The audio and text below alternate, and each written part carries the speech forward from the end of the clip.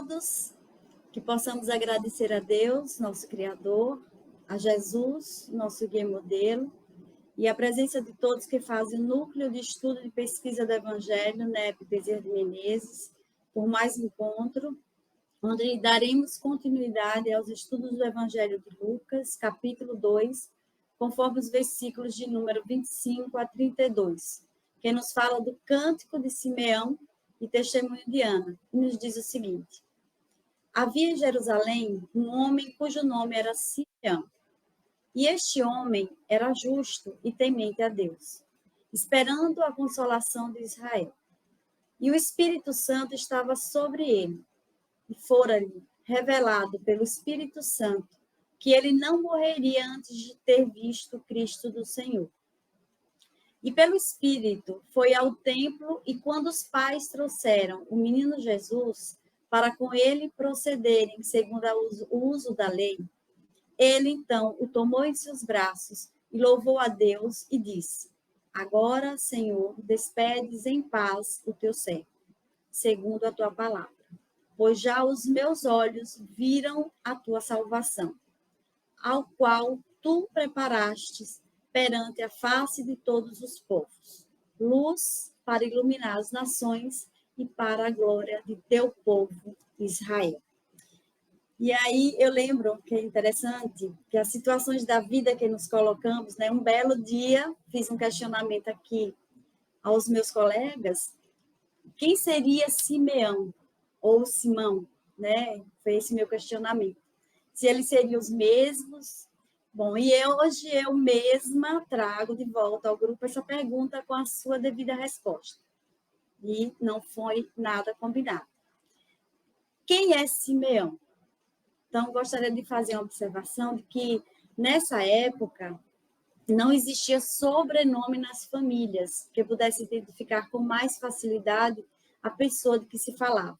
Então, no início dos meus estudos, eu até pensei que Simeão fosse citado na história de Públio Lentulus, no livro Há 2000 anos. E aí, quando eu venho associar o que eu estaria lendo nesse capítulo, então já comecei a descartar. Bom, esse Simeão realmente não teria nada a ver. Então, já sei que não tem nada relacionado também a Simão Pedro, como anteriormente em outra indagação eu teria feito, né? E que é alguém chamado Simeão que não está conectado nesta perícope.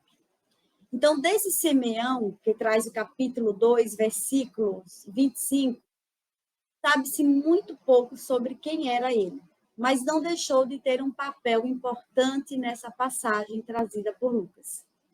Simeão morava em Jerusalém, homem justo e temente a Deus. Temente não por ter a sensação de medo, mas por possuir um sentimento de profundo respeito e obediência a Deus. Era um profeta, conforme a questão 624 do Livro dos Espíritos, diz que o caráter do verdadeiro profeta é de um homem de bem, inspirado por Deus, e podemos reconhecê-los por suas palavras e por suas ações, e Deus se serve da sua boca para ensinar a verdade. Então, com uma idade já avançada, talvez tenha vivido mais de 80 anos na expectativa de conhecer Jesus, o Messias prometido, embora consciente que lhe restavam poucos anos de vida, mesmo assim tinha fé. Ele acreditava na mensagem recebida do Espírito Santo. Nos versículos apresentados acima, interessante a colocação em que se diz que o Espírito Santo estava sobre Simeão. Já tivemos a oportunidade de aprofundar e concluir que o Espírito Santo se trata de um espírito bom, de um espírito dedicado a Deus. Provavelmente, neste caso, seria o guia espiritual de Simeão, e que eu teria revelado que ele não morreria sem ver o Cristo do Senhor. E aí foi essa crença, né, que Simeão vivificou dentro dele. Então, muitas eram as profecias sobre a vinda do Cristo. E o nome Cristo é uma tradução grega que também se refere ao Messias, palavra escrita em hebraico.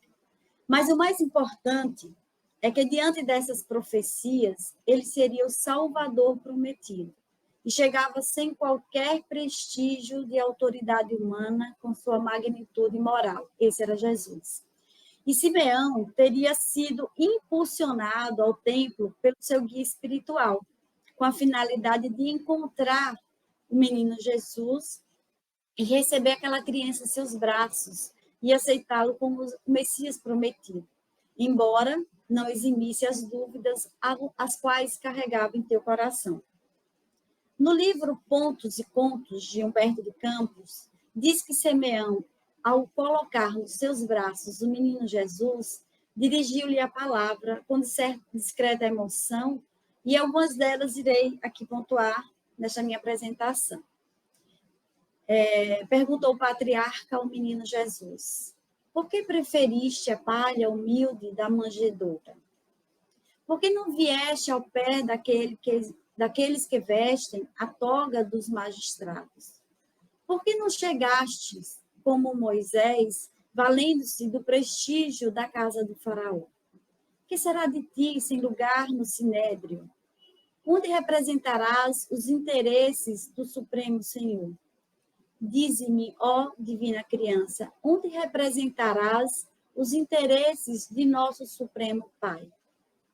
Somente após a morte do corpo, Simeão veio a saber que o menino celeste para sem resposta.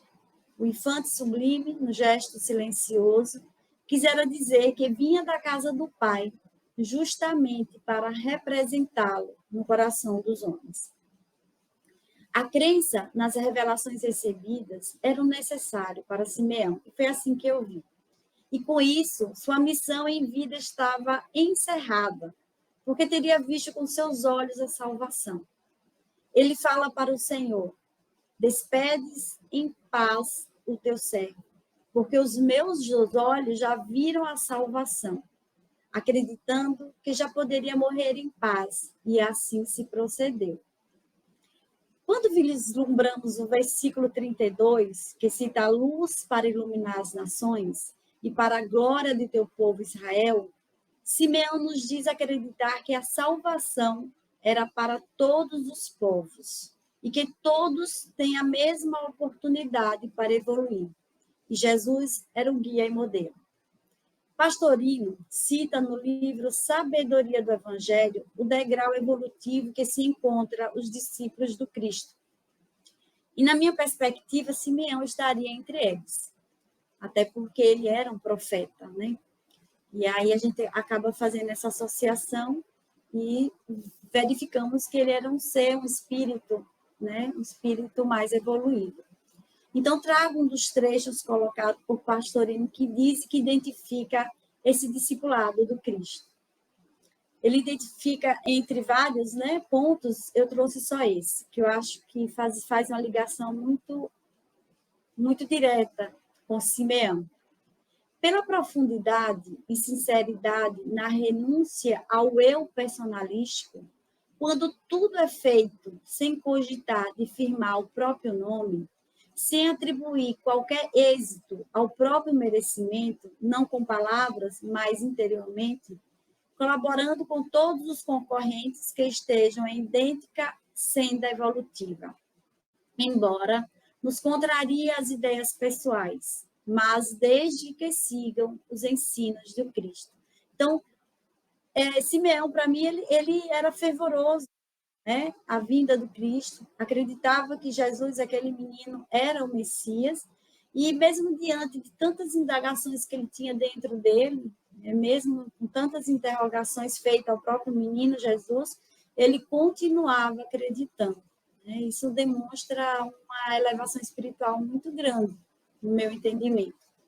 E bem, meus irmãos, então o que eu posso deixar registrado é que Simeão deixa a mensagem de que basta olharmos um para o outro e verificarmos que estamos, sim, no mesmo barco, em busca da nossa evolução, através dos ensinamentos e da fé em Jesus, para alcançarmos a salvação.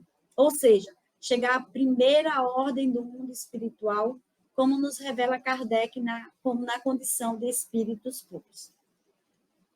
Esse foi o levantamento que eu fiz, e associei Simeão bastante a esse momento de que ele traz Uma possibilidade do grupo com te administrar a elevação do espírito na necessidade que nós temos de evoluir, e ele traz que isso estava nas mãos de todos, então todos nós que tenhamos vontade de evoluir, nós teremos também a mesma oportunidade que ele teve, que todos os outros tiveram.